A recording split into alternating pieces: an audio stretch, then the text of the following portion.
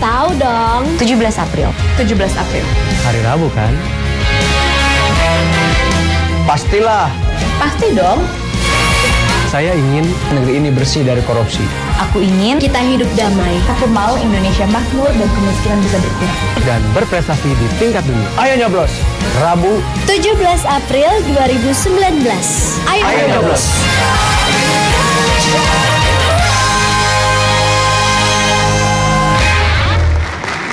Ya, hadirin dan pemirsa, Anda masih menyaksikan debat calon presiden dan wakil presiden tahun 2019.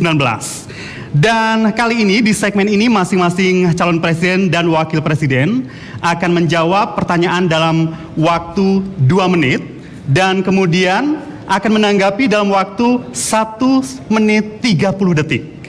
Temanya adalah keuangan dan investasi. Dan pertanyaan ini dibuat oleh tim panelis. Aturan mainnya adalah begini, saya akan mengambil amplop, nanti adalah amplop yang B, ini adalah keuangan dan investasi. Bapak-bapak ya, bisa dilihat masih tersegel. Saya akan membacakan sekali, dan jika bapak-bapak butuh bisa mencatatnya. Oke. Bismillahirrahmanirrahim. Saya akan bacakan ya. Investasi pemerintah yang berasal dari penerimaan pajak masih berpeluang ditingkatkan. Mengingat tax rasio Indonesia yang baru mencapai sekitar 10,3%. Sementara investasi yang berasal dari dana masyarakat seperti zakat dan wakaf juga sangat potensial ditingkatkan. Karena Indonesia merupakan negara dengan penduduk muslim terbesar di dunia. Pertanyaannya, strategi dan kebijakan konkret apa yang akan Bapak lakukan dalam 5 tahun ke depan untuk mendorong peningkatan tax rasio sekaligus peningkatan penerimaan zakat dan wakaf? Kami persilakan pasangan calon presiden dan wakil presiden nomor urut 02 untuk menjawab. Waktunya 2 menit dari saat Anda mulai berbicara. Silakan. Baik, terima kasih. Masalah penerimaan negara ini sangat krusial. KPK sendiri mengatakan bahwa seharusnya kita menerima 4.000 triliun tiap tahun, tetapi ternyata hanya 2.000 triliun, berarti ada kebocoran 2.000 triliun. Kalau saya selalu mengatakan kebocorannya 1.000 triliun, ternyata KPK mengatakan lebih. Dalam tahun 97 waktu Orde Baru, Indonesia sempat tax rasionya 16%. Sekarang merosot jadi 10%. Berarti kita kehilangan kurang lebih 60 miliar dolar tiap tahun. Apa langkah konkret kami? Sebetulnya Malaysia dan Thailand tax ratio-nya sudah 19%. Dan mereka melaksanakan program pakai information technology dengan menggunakan komputerisasi sehingga semua transparan, dan dengan demikian cepat bisa naik sampai 19%. Saya yakin dengan program informatika, penggunaan teknologi, transparansi, kita bisa belajar dan contoh dari negara lain, kita pun bisa kembali ke 16% bahkan 19%. Kami akan memisahkan Badan Penerimaan Negara dari Kementerian Keuangan, langsung lapor kepada Presiden untuk meningkatkan compliance atau tingkat kepatuhan pajak dan memastikan tax ratio itu akan meningkat. Untuk zakat, kami dulu di Jakarta memulai program Mall Sadar Zakat. Kita harus jemput bola dan gunakan teknologi digital. Digital ekonomi ini akan mampu untuk meningkatkan potensi penerimaan zakat kita. Waktunya habis, Pak. Terima kasih. Sekarang kita berikan giliran kepada harap tenang.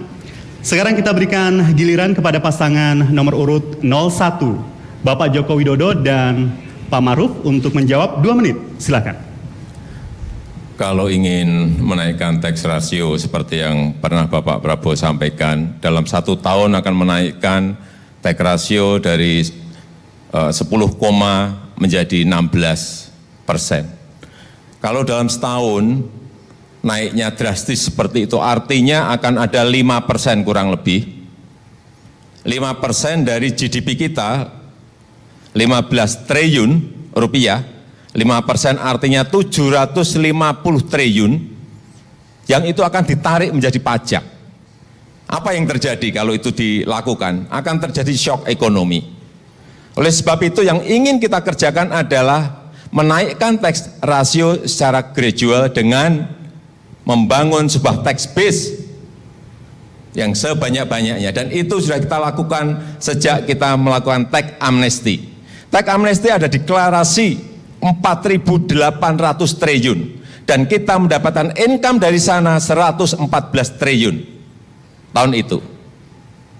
Kita ingin agar tax base kita semakin besar sehingga income negara juga akan semakin banyak. Tetapi kalau langsung seperti yang disampaikan tadi, saya kira ini akan memberikan shock ekonomi karena 750 triliun itu akan ditarik sebagai penerimaan di pajak. Untuk zakat saya berikan Pak Kiai Ma'ruf Amin.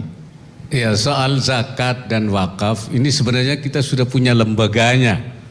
Ya, untuk itu lembaga Basnas dan juga Laslas dan juga Badan Wakaf Nasional kita.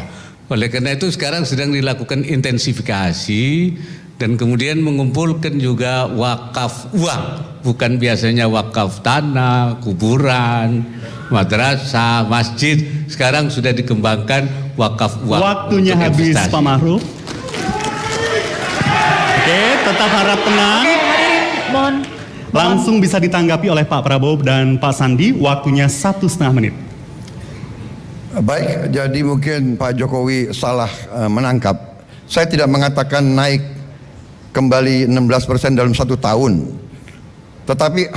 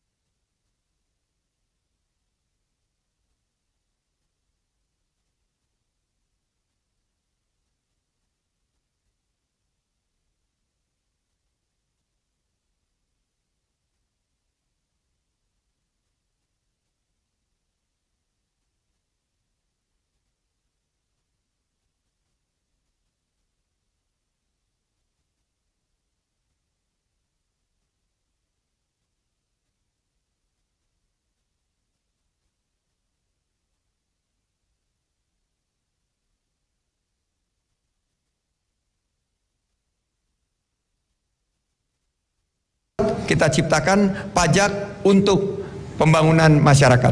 Waktunya habis, Pak Sandi. Ya, hadirin. Langsung bisa ditanggapi Pak Joko Widodo dan Pak Ma'ruf Amin. Waktunya.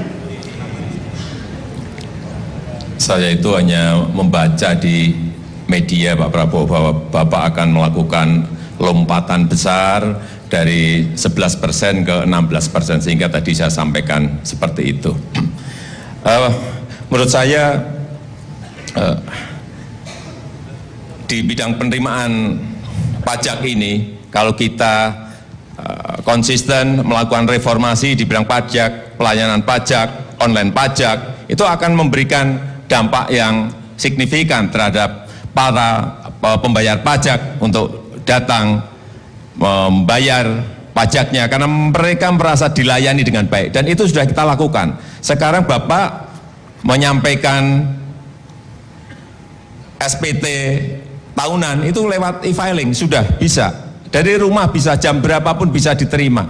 Inilah reformasi di bidang perpajakan yang telah kita lakukan, tetapi memang masih banyak yang perlu kita benahi, yang perlu kita kerjakan dalam hal penerimaan pajak ini. Pak Yai, silakan diteruskan.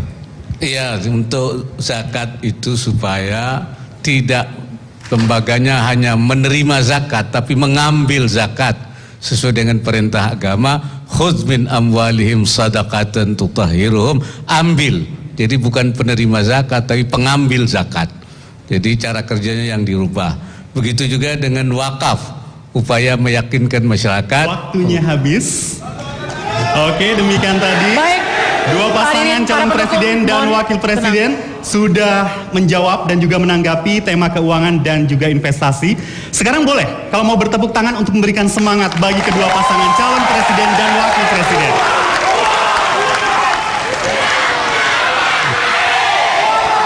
Cukup? Oke, sekarang saya akan mengambil. Baik, cukup. Bapak, ini adalah amplop perdagangan dan industri yang terakhir ini ya, masih tersegel. Saya bacakan. Bismillahirrahmanirrahim. Perkembangan ekonomi dan keuangan syariah di Indonesia berdasarkan laporan Islamic Financial Services Board atau IFSB tahun 2018 menunjukkan bahwa aset perbankan syariah di Indonesia peringkat ke-9 dunia, yaitu mencapai 28,08 miliar dolar Amerika Serikat. Nilai pasar industri makanan dan minuman halal di Indonesia diperkirakan mencapai 1 triliun dolar Amerika pada tahun 2030. Dan industri pariwisata halal akan memiliki kontribusi besar. Pertanyaannya, silakan kalau mau dicatat.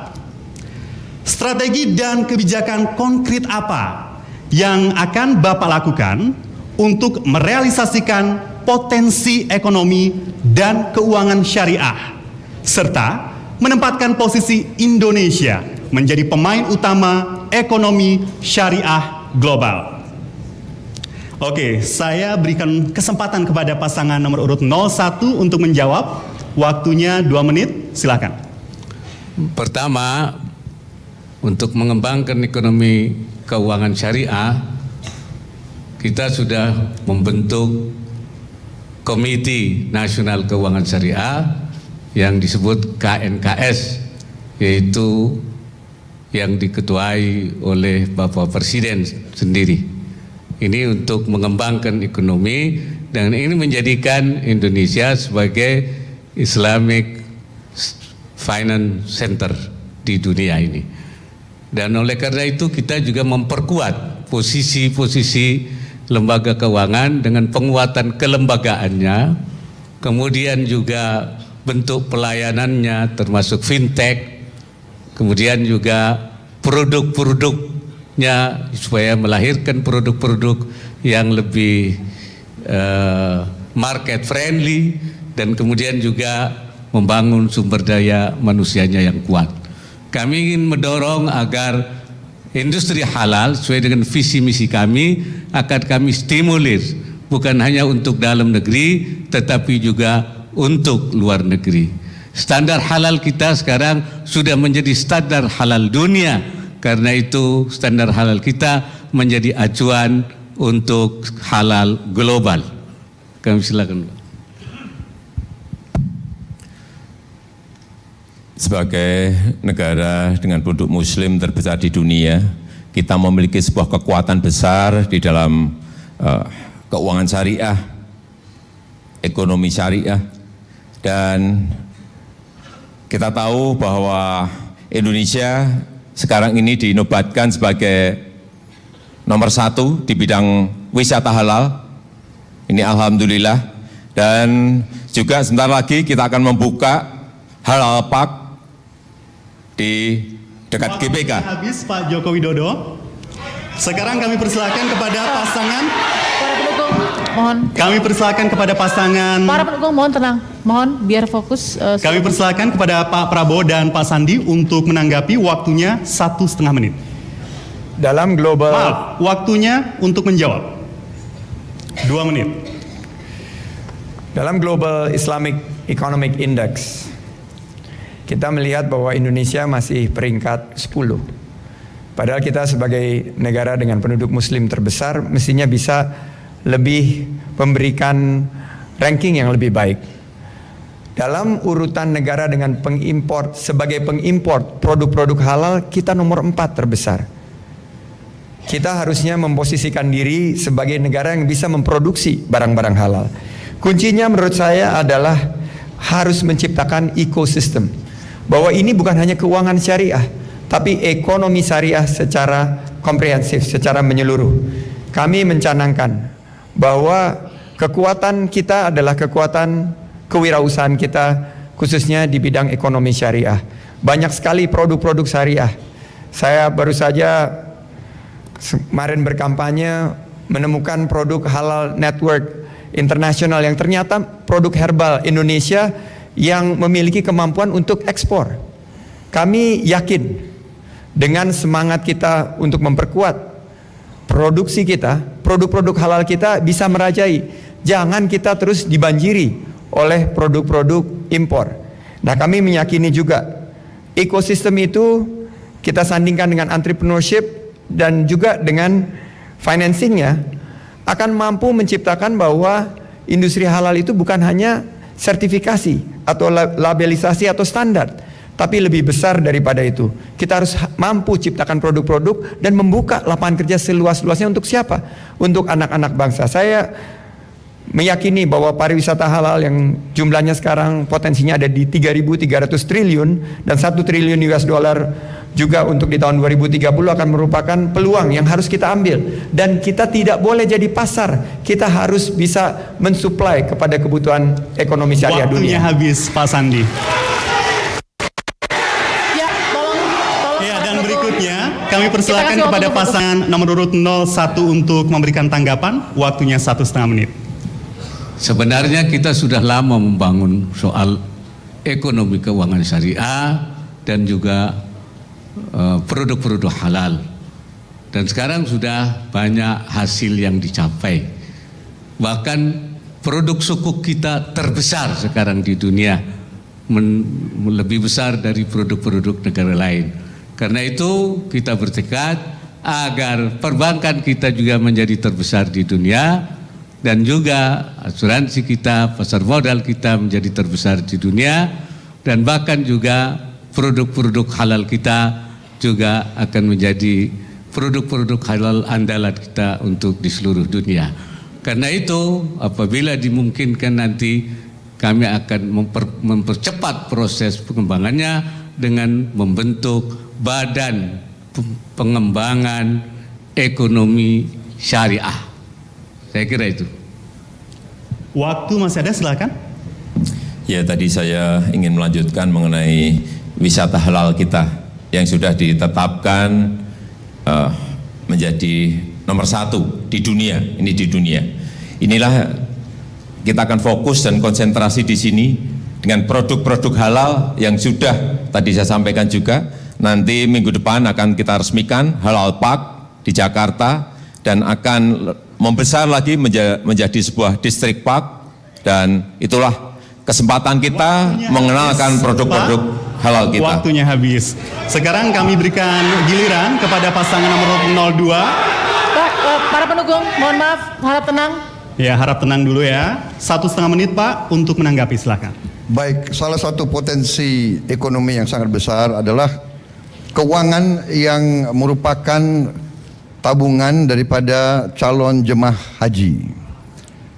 Ini selama ini terjadi suatu keraguan-raguan tentang pengelolaan dana-dana tersebut dengan sebaik-baiknya.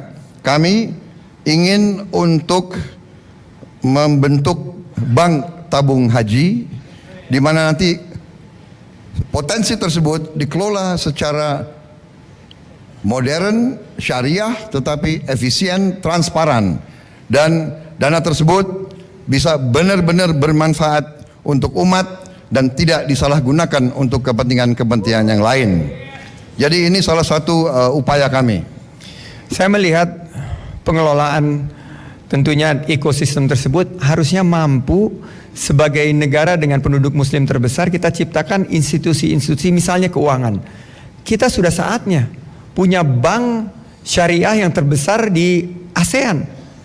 Saya terenyuh kenapa pusat keuangan syariah itu bukan di Jakarta, tapi ada baik di Kuala Lumpur, malah Hong Kong dan London juga mengembangkan. Bersama Prabowo Sandi kami yakin pemerintahan yang kuat berpihak pada penciptaan peluang akan mampu menjadikan Jakarta pusat keuangan syariah. Waktunya habis. Baiklah, sesi menjawab pertanyaan panelis telah selesai. Boleh tepuk tangan, berikan dukungan yang paling meriah. Ya, dengan demikian, tahan dulu. Dengan demikian sesi menjawab pertanyaan dari panelis telah selesai. Namun kita masih akan menemukan debat yang lebih seru lagi. Karena sesaat lagi nanti kita akan mengikuti debat terbuka pasangan calon presiden dan wakil presiden yang tentunya akan dibawakan atau dipandu oleh Balkis Manisang. Untuk itu tetaplah bersama kami dalam debat kelima Capres-Cawapres Pemilu 2019.